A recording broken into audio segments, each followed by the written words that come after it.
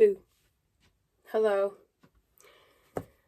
Alright, I have a lot of things that I want to do, and I thought I could just have you be here with me and I could talk to you a little bit about a few things. So, the first thing I am looking for is a container to put some breadcrumbs in, like this one. So I and my husband try our absolute hardest to, well, we only buy secondhand, so I shouldn't even say to mostly buy secondhand, because my jars are either secondhand or I save them from when we buy things in jars. A few times I've noticed on Marketplace people giving away jars, that's very good for me. But this weather, guys, this weather is incredible. I feel almost like a part of me wants to become like a weather YouTube channel, because it seemed like it took forever for summer to come. We had like a really cold, wintry type spring, and then it was like all the gardening type people, they're like, it's nearly summer and it's still so cold, and people had problems with plants rotting and garlic rotting, and you'd have to prematurely harvest your garlic, and it was like this whole big thing. And then summer came and it was like, it's like crazy, intensely, terribly hot. And I can tell you, if you know anything about this young lady, that's me, by the way, I'm the young lady, I do not like being hot. I don't like, in particular, humidity. So today, when I was at the op shop, I was actually looking for whiteboards. Just in case you're wondering what I was looking for at the op shop. I mentioned to the lady how terrible the weather was, and she was like, she's like, well, you know, we shouldn't complain. And I'm like, I pointed out to her, do you know, I'm not really complaining about people. I reckon most of your customers that come in probably whinge a lot about other people. And she's like, oh yeah, all the time I hear people talking about each other. And I'm like, well, you know, I whinge about the weather. So I would say I'm allowed to do that, because it's been terribly hot and humid. And then, like, it was 34 degrees the other night. Last night, it was like 34 degrees until bedtime, 9 o'clock.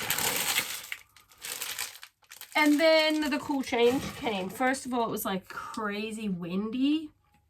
So it was very intensive, wondering if trees and stuff would fall down. And then it was so dramatically cooler. It was so nice. Oh, it was wonderful. Windy all night, cooler, and like let me check my watch. 16 degrees Celsius. Sounds good, yeah? And cloudy. That's bad. And cloudy is bad. Because then it's like filthy and disgustingly humid. You know that feeling? Like you need to have 1,000 showers?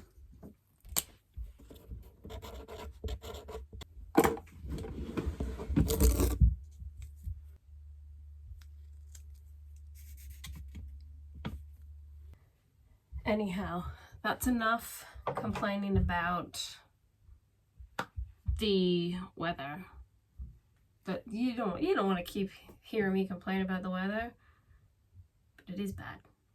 So, why am I down here? I need to organize a few things. So, first of all, if you're even still watching this video, thank you. I appreciate you.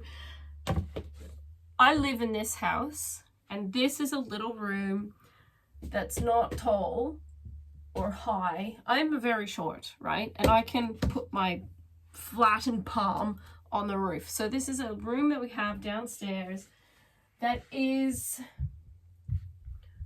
a hobby-ish. Well, we called it the hobby room. And I used to have it set up for sewing, quilting in particular. And then we made this decision 2021, I think, to turn the room into podcast room. And then we did do a couple of podcast episodes, but then we haven't done any more.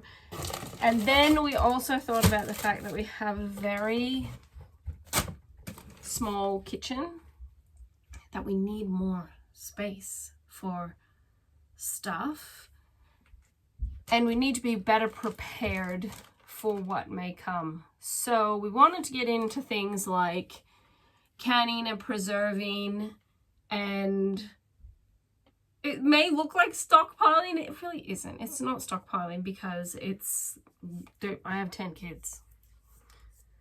So going through mass quantities of things, I want to shop less.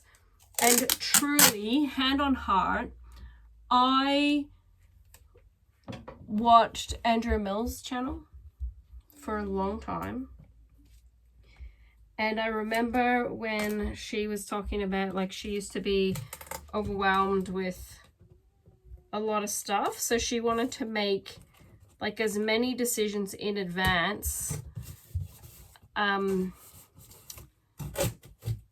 to, like, reduce the stress of decision making all the time. So she moved on to monthly shopping. And I remember she used to say, like, she didn't know how it worked. It was like magic. But she spent less money monthly shopping than she did when she was weekly shopping. I not only weekly shop, I shop twice a week. But it's mostly for fruits and vegetables and dairy products, stuff like that. I do not know what the future holds, if I'm going to end up becoming a monthly shopper or what it is. But I tell you what, if the lockdowns taught me anything, it was the peace of mind knowing that I have 4 extra packs of toilet paper during the lockdowns here in Melbourne. It got a bit toilet papery-ish, or lack of toilet papery-ish. And if you've got a large family, I don't know, I just think it's smart. So anyhow, that is why we have this room. Nobody asked, but I told you. And right now, you can barely see what I'm doing. So I brought my thing of baby wipes over, right?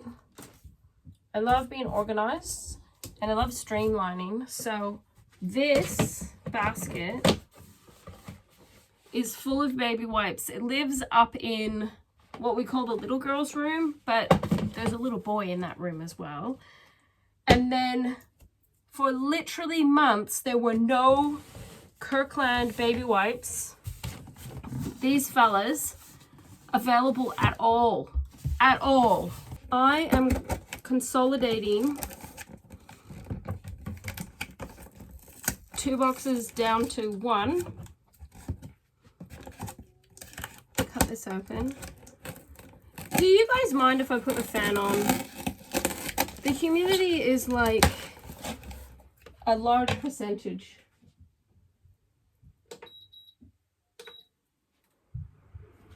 I was gonna say tell me if that's annoying, but I'm not doing a live stream.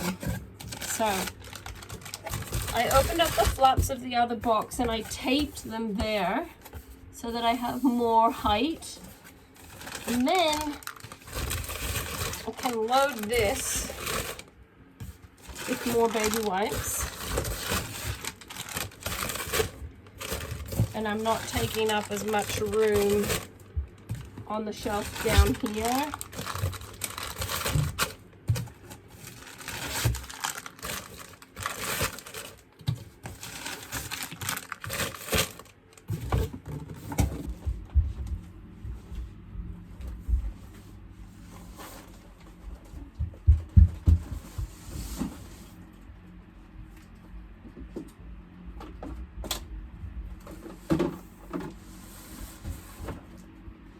we go.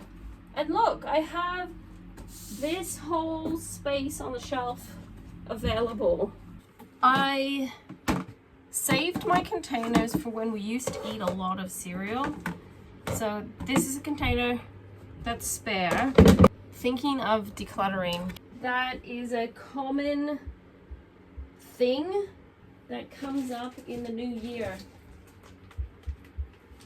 It gets to like Christmas is over. Yeah, it's like the new year and everybody starts to get into this feeling like we've survived Christmas, it's time to declutter and organize, and people are watching YouTube videos on how to get rid of stuff and minimizing, and it's like also being inspired about going to the gym. That's that type of feeling. And it's getting me more and more sort of excited for what I feel is kind of like the theme of 2023 for me, or the word of the year for me. My word of the year is release. And I wouldn't say I was necessarily like crazy, like that's necessarily like this spiritual thing, but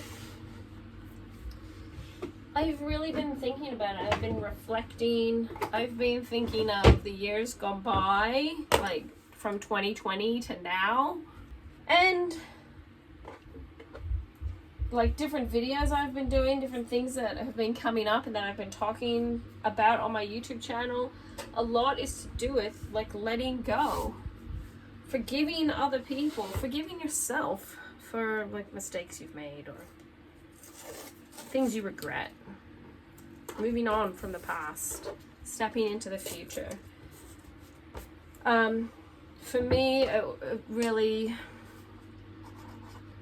I just feel like I have spent enough time living with regret,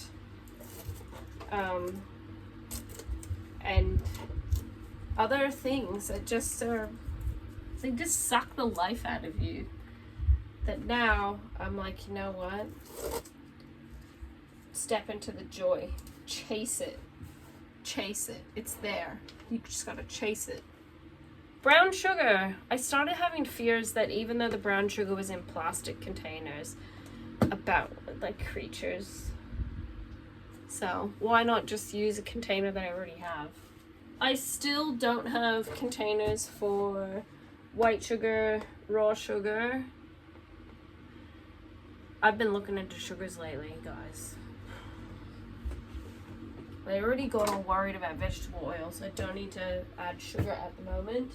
Not just like a 2023 thing, but a like forever and ever amen and hallelujah.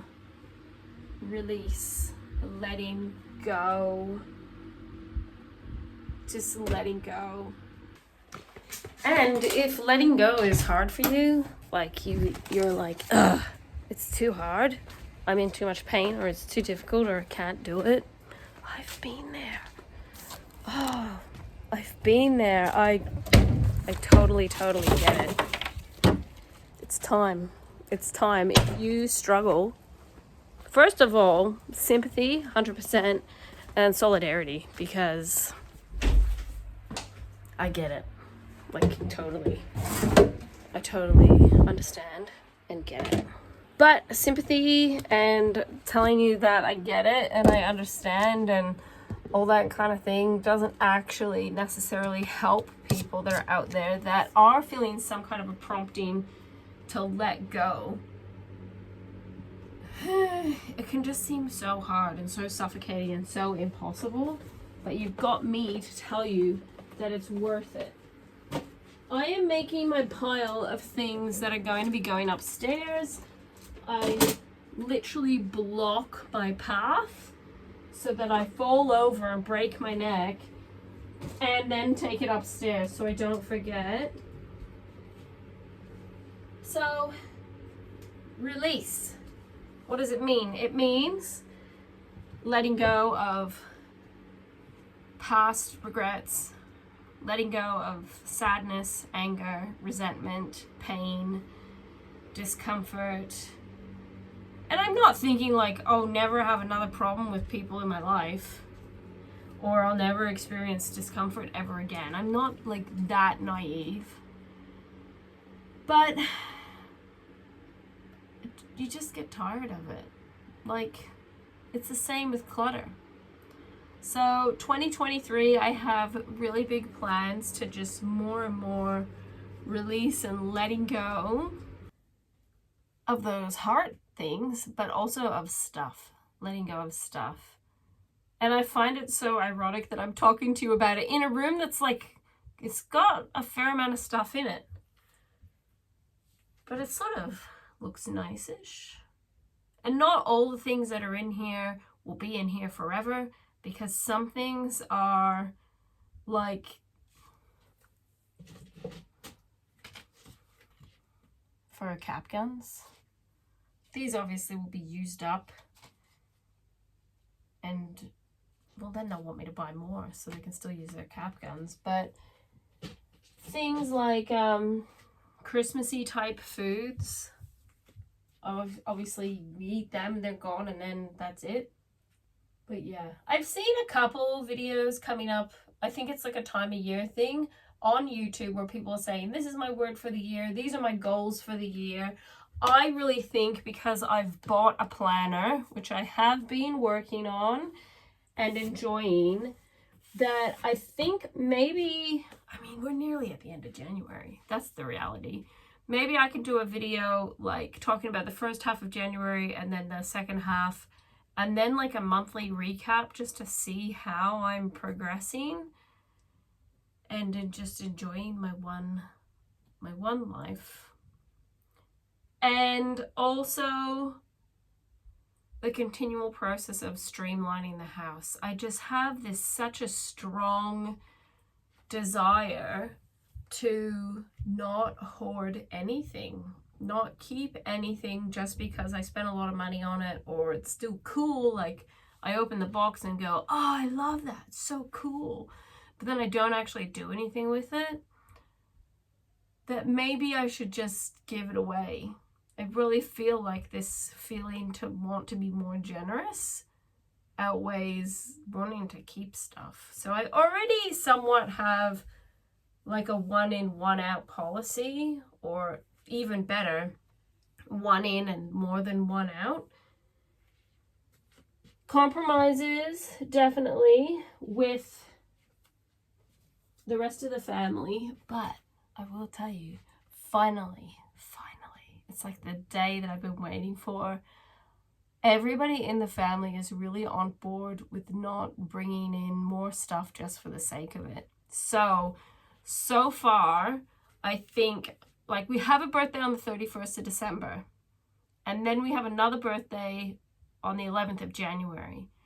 And I kind of feel like I did really well with both those birthdays, because the child that had a birthday at the end of December really wanted an Oodie, which is like those, are they international or just Australian?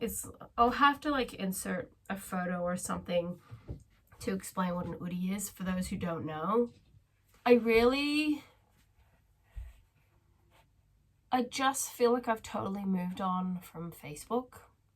And what was keeping me around on Facebook was the Buy Nothing group. So if I wanted to declutter things, I could offer it on my Buy Nothing group, and then they would take it away and it would be gone. But I'm even like tired of that. It's like, it's not me and it's not anyone else. It's just like, I'd rather just live my boring life. I'd rather stop keeping the gift basket that a gift came in because I might be able to use it. I'd rather just let the stuff go. But I just don't want to bother with Facebook. And I also was like, Marketplace. Marketplace is like the big thing where it's like you can get stuff on Marketplace, but link it up to all these other videos and all these other things I've said where I want to live with less. I want to live more simply. So I'm not, like, if I want anything from Marketplace, it would literally be something that I would think about for quite some time. I'd probably write it in my notebook.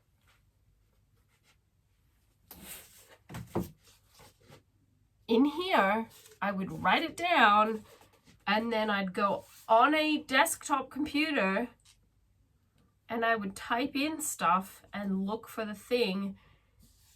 Honestly, the chances of me writing it in my notebook, thinking about it, picturing how it's going to fit into the house, whether or not I'll ever declutter it or keep it or whatever, and then going on to Facebook Marketplace and finding it and going purchasing it and then thinking it's great, it's probably going to like save me and my husband a lot of money. Letting go of things, not worrying about stuff, living with less, simplifying, decluttering. Simple living is so vast. Like, it's simple, but it's also vast. We're a large family. We still need stuff. But do we need it all? Let me take you on a miniature tour of this room. And not all containers are totally like evil. Like this container here I got from Buy Nothing Group, and it's useful because it holds things. This I found was a street find, Buy Nothing Group, previously a Kmart purchase. This container I even found on the street. I found a bunch of those with lids. Bought that years ago, op shop. But where am I taking you? I'm taking you to things like this. Even looking at it now, I'm like, oh, it's still in date. Oh, that might be delicious. Do I eat it? No. Do I eat this? No. And what? I'm going to wait until December 2025? And then what am I going to do with it?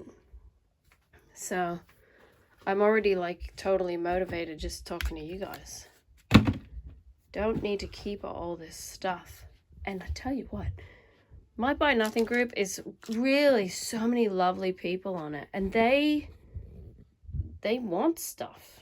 I don't know why, but they want different things. I mean, I'd say I'm relatively good because looking around, I don't really see other things that we're not gonna consume. These are extra filters for our fridge. It's way cheaper to buy these as a bulk, and we use them. And then down the bottom is like canned goods and dish soap that we always use, and various shampoos, deodorants. All of that is like Christmas stuff. And then I have toilet paper, baby wipes, salt, flour, bunny food. It's like the bulk. And a side order of garlic hanging up. Just these evil sardines. Who wants them? Like, no. I tried to not have the fan on for as long as I could, but it just got too hot. So, judging by the noises I was hearing upstairs, it's time to finish my quiet time and take these things upstairs. But I don't know, it's kind of like just having a little bit of a chat, just thinking about a few things. I would be very interested to know your thoughts and feelings in general. How are you? How is life? Have you been talking about the weather lately? I'm gonna try to stop, but I hate muggy weather. It makes me so internally and even you go to the shops and you see somebody wearing a jacket, you want to just say, take it off. What are you doing? Or you go into op shops and you're looking for other things, and then you see the winter area and you're like, why would anybody ever want to wear winter clothes? But I know like that, it'll be winter, and that there'll be many things to do. I keep wondering if I'm gonna become one of those women that's like ultra capable and like cutting angles in wood and putting up shiplap or board and batten, whatever those capable women are doing. Do I fail at being a Proverbs 31 woman? Probably. But I want to do better. I just keep thinking about Elisabeth Elliot, like her just saying, chill. Don't worry about it. Do the next thing. But doing the next thing when there's 1,000 things to do seems like a lot of things to do. So thanks for listening. I appreciate you as always. I'm open to video suggestions. I don't know what people are interested in seeing and doing. I did have a recent comment on one of my videos for me to rev the engine of my husband's car, and I'm not a rever. I don't even know. I don't know if that was a real request or not. I'm just like a homemaker person. That's my job. And I'll let you go. I will let you go, but I will say that the other day in this room, I pulled out a paper towel and I screamed so loud and ran away, and my husband just laughed at me. There was a gecko, which are totally harmless. Like, it's almost good to have a gecko around because they eat the bugs and stuff, but I tell you what, I was very surprised. So now I'm sort of like in this state of paranoia, even though my daughter and I like took apart the whole room looking everywhere. I'm like, oh, is it just gonna come out and like jump on my head? People of the world who are not from Australia, and you hear about our like snakes and spiders and our lizards and the scorpions and all the stuff. It's true. We're even scared of them, but they're not like super common, so it's not like we're seeing these things like constantly all the time. In my area, it would be, I'm still looking for lizards everywhere, it would be skinks, huntsmans. We once had a bush rat in the house. Oh, the kind of things that just make you want to light a match and just burn your house to the ground. Those kind of things, basically. And then I went on a walk down my street one day, and there was a ginormous kangaroo. It would have been 6 foot plus, and a big male. That freaked me out majorly because that started hopping towards me, and it got about a meter away, and I thought I was going to meet Jesus. For real. I was like, these things can put their back legs up and kick you in your face and kick you to death. So I need to get out of this room. I'm freaked out now. So I'll see you again soon. I'm also trying to be semi YouTube-y and like plan videos and stuff. That's why I'd love suggestions of what I can share with you, and then to actually share it and find, okay, there's like nothing to do. I just have to do a homeschool schedule for the whole year. I have to map out all of my children's extracurricular activities. I have to get healthy again and fix my thyroid and my low iron issues. I need to lose weight. I need to make myself look more zhuzhed.